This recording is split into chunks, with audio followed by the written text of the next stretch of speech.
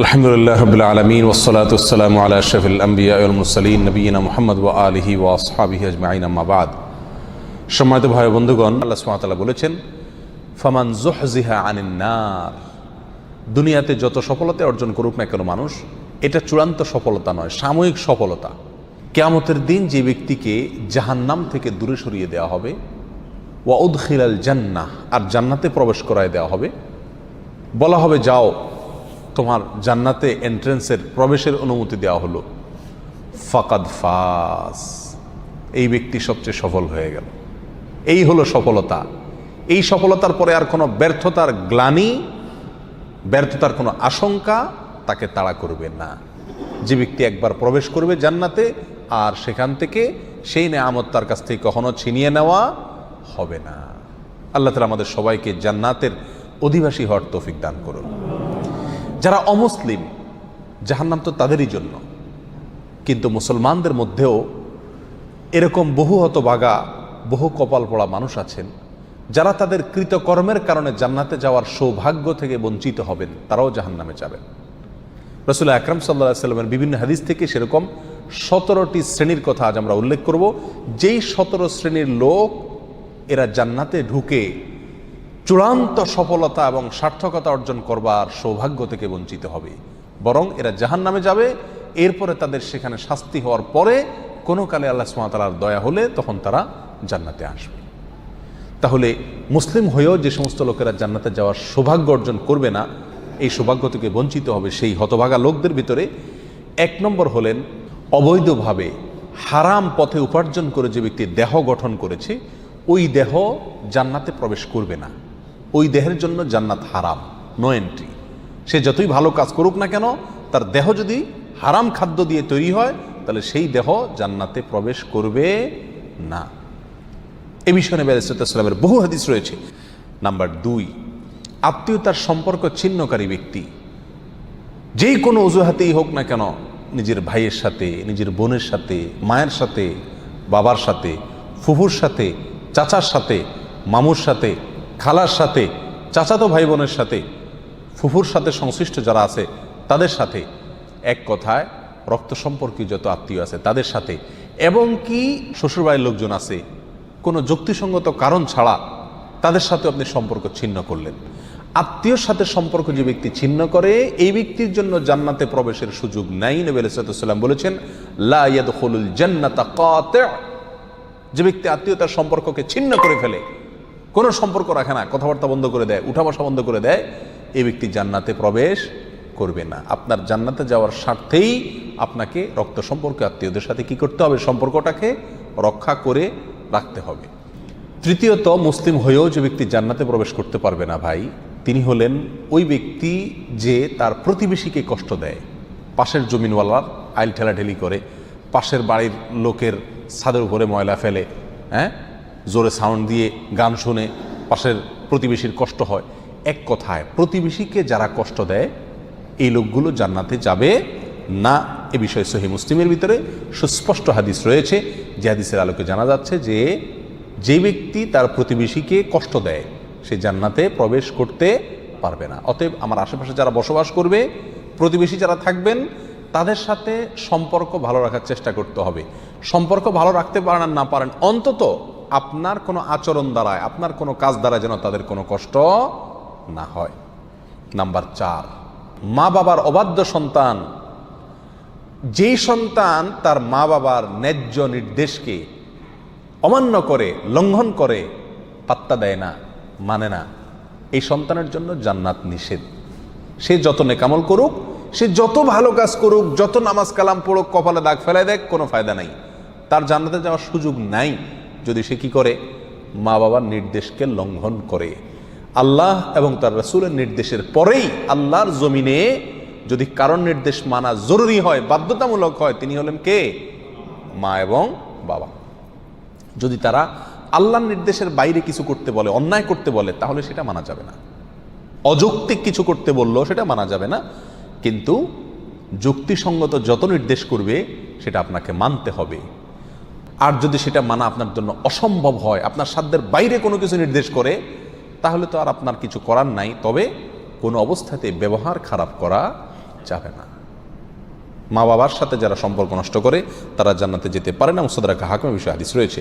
Number 5, মুসলমান হয়েও যারা জান্নাতে যেতে পারবে না তাদের ভিতরে 5 নম্বর ব্যক্তি হলো ভাই অশ্লীল ভাষায় কথা বলে, যে গালিগালাজ করে, যে কথায় কথায় আজে বাজে মন্তব্য করে এবং উগ্র মেজাজি, মানুষকে সবসময় দমায় রাখার চেষ্টা করে, দাবায় রাখার চেষ্টা করে, কখনো মানুষকে পাত্তা দেয় না, সাইড দেয় না, সবসময় সেই উপরে থাকার চেষ্টা করে, গোয়ার কিসিমের লোক যেটাকে বলা হয়।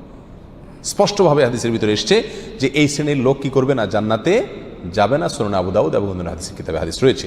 মুসলমান হয়েও যারা জান্নাতে যাবে না সেই লোকদের মধ্য থেকে 6 নম্বর হলেন সেই সমস্ত শাসকেরা, সেই সমস্ত নেতারা যারা তাদের প্রজাদেরকে, যারা তাদের অধীনস্থ লোকদেরকে ধোঁকা দেয়।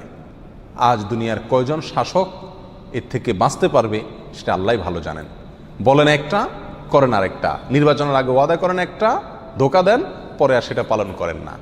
তো সে সমস্ত শাসকেরা যারা তাদের প্রজাদেরকে, অধীনস্থদেরকে ধোঁকা দেয় তারাও জান্নাতে প্রবেশ করতে পারবে না। এ বিষয়ে সহিহ বুখারীতে হাদিস রয়েছে। 7 নম্বর, মুসলমান হয়েও যে ব্যক্তি জান্নাতে যাবে না সে হলো অন্যের সম্পদ যে আত্মসাৎ করে। প্রথম শ্রেণীটা ছিল যে হারাম মাল ভক্ষণকারী, সেটা আল্লাহর হক নষ্ট করে হতে পারে। আর এই 7 নম্বর পয়েন্টটা হলো যে কোনো মানুষের হক আপনি নষ্ট করে টাকা কামাই করলেন, যেভাবেই হোক, সেটা ধোঁকা দিয়ে হোক, প্রতারণা করা হোক, হাওলাত নিয়ে আটকায় দিয়ে হোক, চান্সে চুরি করে হোক, অথবা চিটারি করি হোক, যেই কোনোভাবে অন্যের সম্পদ যদি আত্মসাৎ করেন গায়ের জোরে বা বুদ্ধির জোরে আর করে সেটা আপনি দখল করে ফেলেন, তো মনে রাখবেন এই ব্যক্তির জন্য জান্নাতে যাওয়ার কোনো সুযোগ নাই। নাম্বার 8, উপকার করেও যে ব্যক্তি খোঁটা দেয়, কাউকে উপকার করছে, করে কি করে, খোঁটা দেয়, এই ব্যক্তি জান্নাতে যাবে না। মদ পানকারী ব্যক্তির কথাও আছে হাদিসে সুনান নাসাইর, যে উপকার করে কাউকে খোঁটা দিলেন, উপকার করছেন, জীবনে কোনোদিন বলতে পারবেন আমি তোমার জন্য করছি, তাহলে আল্লাহর কাছ থেকে তো বিনিময় পাবেনই না, উপরন্ত শাস্তি হিসাবে জান্নাতেও আপনার প্রবেশের সুযোগ থাকবে না। সাবধান, কারোর জন্য কিছু করেছেন জীবনে, মুখের বাহির সেটা কোনোদিন করা যাবে না। আর যদি করছেন তাহলে এই উপকার করার চাইতে না করা আপনার জন্য ভালো ছিল, কারণ না করলে আপনি কোনো গুনাহগার হতেন না, কিন্তু করার কারণে, করে খোঁটা দেওয়ার কারণে আপনি জাহান্নামী হচ্ছেন, গুনাহ করছেন। আল্লাহ তাআলা আমাদেরকে হেফাজত করুন। নাম্বার 9, চগলখোর ব্যক্তি ভাই, চগলখোর যে ব্যক্তি এর কথা ওর কাছে লাগায়, ওর কথা এর কাছে লাগায়, সবার কাছে ভালো থাকার চেষ্টা করে, মুনাফিক কিসিমের লোক। এরা সমাজের সমস্ত ঝগড়া ফাসাদ লাগানোর ক্ষেত্রে মূল ভূমিকা রাখে। আল্লাহ মাফ করুন, এই চরিত্র আমাদের অনেকের ভেতরেই কম বেশ আছে। এই চগলখোর লোক জান্নাতে প্রবেশ করবে না, সহিহ মুসলিম হাদিসে রয়েছে। নাম্বার 10, অন্যের পিতাকে যে নিজের পিতা বলে পরিচয় দেয়। অনেক পালক পুত্র আছে নিজের জন্মদাতা বাবাকে বাবা হিসাবে পরিচয় দেয় না, যে লালন পালন করে তাকে বাবা হিসাবে পরিচয় দেয়। তো অন্যের পিতাকে যদি নিজের পিতা হিসাবে পরিচয় দেয় এই ব্যক্তিও জান্নাতে প্রবেশ করবে না, এবং সহিহ বুখারীতে হাদিস রয়েছে, যদিও সে কি হয়, মুসলমান হয়। নাম্বার 11, অহংকারকারী, গর্বকারী যে ব্যক্তি খুব অহংকার করে, দাম্ভিকতা দেখায়, অহমিকা দেখায়, প্রদর্শন করে, অথবা মনে মনে নিজেকে খুব বড় মনে করে, এই কপাল পড়া যত ভালো মানুষই হোক সে মুসলমান হয়েও কি করতে পারবে না, জান্নাতে যেতে পারবে না। নবী আলাইহিস সালাম বলেছেন, লা ইয়াদখুলুল জান্নাতা মান কানা ফি কলবিহি মিসকালু যাররাতিন মিন কিবর, যার অন্তরে বিন্দু পরিমাণে, সরিষার দানা পরিমাণে বা অনুপরিমাণে অহংকার আছে, এই ব্যক্তি জান্নাতে প্রবেশ করবে না। বিনয়ী মানুষেরা জান্নাতে যাবে, বিনয়ী যারা নিজেকে ছোট মনে করে, সবসময় অন্যকে বড় মনে করে, নিজের দোষের কথা আগে দেখে, নরম থাকে, অহংকার করে না, এই লোকগুলো জান্নাতি। আর যারা অহংকার করে এই লোকগুলো জাহান্নামী। আল্লাহ তাআলা আমাদেরকে হেফাজত রাখুন। 12 নম্বর, যে ব্যক্তি মুসলিম হয়েও জান্নাতে যাবে না, জান্নাতে যাওয়ার সুযোগ থেকে বঞ্চিত হবে, সে ব্যক্তি হলো ওই ব্যক্তি যে ব্যক্তি রাসূলুল্লাহ সাল্লাল্লাহু আলাইহি সাল্লামের নাফরমান। রাসূলুল্লাহ সাল্লাল্লাহু আলাইহি সাল্লামের নির্দেশ জানার পরেও সেটাকে কি করে না, কেয়ার করে না। বাপদাদার নির্দেশকে অগ্রাধিকার দেয়, 14 গোষ্ঠী কী করে আসছে সেটাকে অগ্রাধিকার দেয়, পীর সাহেব কী বলছেন সেটাকে অগ্রাধিকার দেয়, যদি রাসূল সাল্লাল্লাহু আলাইহি সাল্লামের কথার বিপরীত হয়, এরকম যদি হয় তাহলে সেই ব্যক্তি জান্নাতে প্রবেশ করবে না। নবী আলাইহিস সালাম বলেছেন, কুল্লু উম্মতি ইয়াদখুলুনাল জান্নাতা ইল্লা মান আবা, আমার উম্মতের প্রত্যেক সদস্য সবাই জান্নাতে যাবে, শুধু যে অস্বীকার করলো সে জান্নাতে যেতে পারবে না।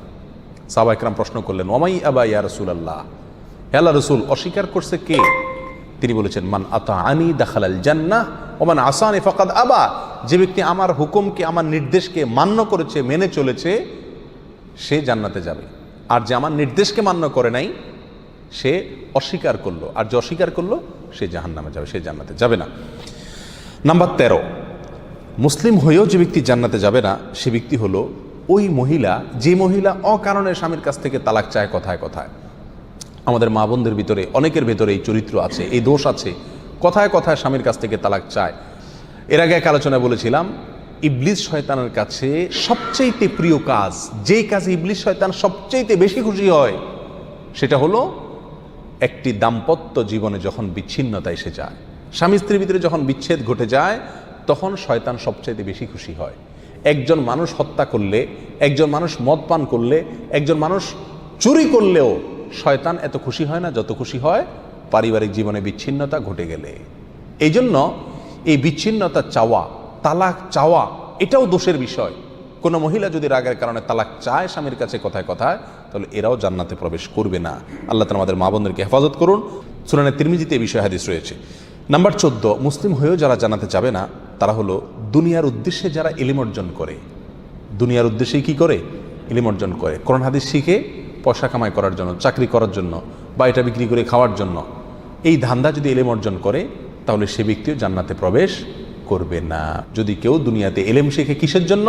দুনিয়ার কোনো ধান্দা, দুনিয়ার কোনো উদ্দেশ্যে, মানুষের কাছে বড় সাজবে, হ্যাঁ, মানুষের কাছে মর্যাদা পাবে, সম্মান পাবে, মৌলানা সাহেব হবে, মুফতি সাহেব হবে, বক্তা সাহেব হবে, টাকা পয়সা কামাবে, দাওয়াত টাওয়াত খাবে, এই ধান্দায় যদি কোনো মৌলবী হয়, কোনো মানুষে এলেম শিখে, তাহলে সে ব্যক্তিও জান্নাতে যেতে পারবে না। আল্লাহ তাআলা আমাদেরকে হেফাজত করুন। নাম্বার 15, যে ব্যক্তি মাথায় কালো কলব ব্যবহার করে, চুলের মধ্যে, দাড়ির মধ্যে পিওর কালো কলব, যেখানে কোনো প্রকার মেহেদি টেদির মিক্সও নাই, একেবারে পিওর কালো কলব ব্যবহার করে, এই ব্যক্তিও জান্নাতে যাবে না। সূরা নাসাতে হাদিস রয়েছে। নাম্বার 16, রিয়াকারী ব্যক্তি, যে ব্যক্তি আমল করে, ভালো কাজ করে মানুষকে দেখানোর জন্য। বিশেষ করে আজ প্রিয় ভাইরা, অর্থনৈতিক যত ইবাদত আছে এগুলোর ভেতরে উদ্দেশ্যের অসাধুতা প্রচণ্ড পরিমাণে থাকে। আমরা এগুলো করি অথচ ধান্দা থাকে মানুষ আমাকে বাহবা দিবে, হ্যাঁ, আমাকে দানবীর বলবে, বা সবাই জানবে যে আমি দান টান করি, সবার কাছে আমি এটা ভালো সাজবো, এই একটা মানসিকতা কাজ করে। এটাকে রিয়া বলা হয়, লৌকিকতা বলা হয়। আপনি কোনো নেকামল, কোনো ভালো কাজ, সেটা অর্থনৈতিক হোক আর শারীরিক ভালো কাজ হোক, এটা করে যদি মানুষকে দেখানোর উদ্দেশ্যে করে থাকেন তাহলে সেই আমলটি নেকামল হয়ে আপনার জন্য জান্নাতে যাওয়ার কারণ হওয়া তো দূরের কথা, এটি বরং আপনাকে জাহান্নামে নিয়ে যাবে। এটা শিরকে আসগর। নবী আলাইহিস সালাম বলেছেন আখেরি জামানায়, শেষ যুগে, কিয়ামতের আগে দাজ্জালের যে আতঙ্ক হবে, যে আতঙ্কে তার ভেলকিতে অনেক মুসলমান অমুসলমান হয়ে যাবে, ঈমান হারা হয়ে যাবে। সে আল্লাহ দাবি করবে এবং অনেক কুদরত দেখাবে তার, দেখে অনেকে ভেলকিতে পড়ে যাবে। সেই সময়ে তোমাদের জন্য ঈমানের উপরে টিকে থাকা যত কঠিন হবে, সেই সিচুয়েশনে তোমরা যে বিপদে পড়বে সেটাকে আমি যতটা ভয় পাই, তার চাইতে বেশি ভয় পাই তোমাদের জন্য এই শিরকে আসগরকে। অর্থাৎ এমন এক সময় আসবে যখন যত আমল করবে মানুষ সবগুলো মানুষকে দেখানোর জন্য করবে, আল্লাহকে খুশি করার জন্য কোনো আমল খুঁজে পাওয়া কঠিন হয়ে যাবে। এই সেই রিয়া, লৌকিকতা, মানুষকে দেখানো, মানুষের কাছে বাহবা কুড়ানো, মানুষের কাছে সুনাম অর্জন করার জন্য যদি যে কোনো ভালো কাজ করা হয় তাহলে এই ব্যক্তি জান্নাতে প্রবেশ করবে না। সহিহ বুখারী, সহিহ মুসলিমে বিষয় হাদিস রয়েছে।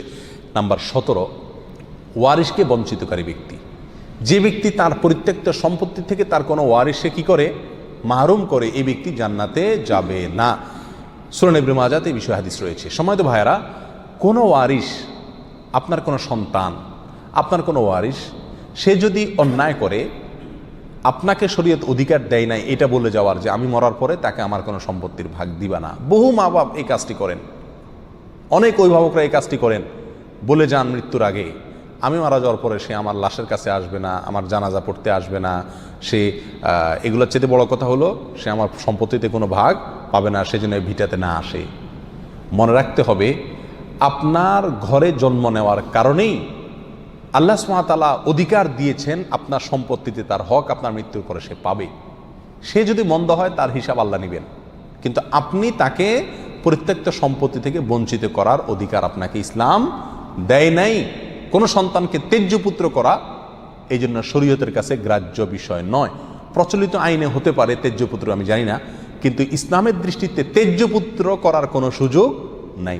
হ্যাঁ, অমুসলিম হলে সে সম্পত্তি পাবে না, সেটা ভিন্ন বিষয়, কিন্তু যতক্ষণ পর্যন্ত মুসলিম থাকবে ততক্ষণ পর্যন্ত পরিত্যক্ত সম্পত্তি তা কী করা যাবে না, বঞ্চিত করা যাবে না।